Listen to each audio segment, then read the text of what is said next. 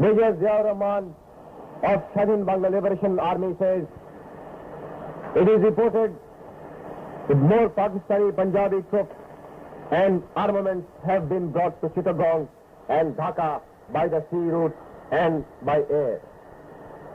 I therefore, on behalf of the people of Bangladesh, request all the peace-loving countries of the world to give immediate recognition to the Shaheen Bangladesh and extend physical assistance of all types to liberate the democratic-minded people of Bangladesh. Under circumstances, I hereby declare myself as a provisional head of the Shaheen Bangla Liberation Government.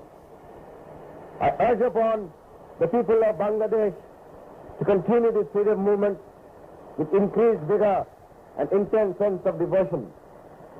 By the grace of God, victory is ours. Jai Bangla. আপনারা আরেকটু পরে শুনবেন, এখন কিছু যন্ত্রপাতি শুনুন, আরেকটু পরে আপনাদের বলা হবে, আরেকটু পরে সারাদিন আপনারা শুনতে পাবেন মাঝে মাঝে। এখন একটু যন্ত্র শুনুন।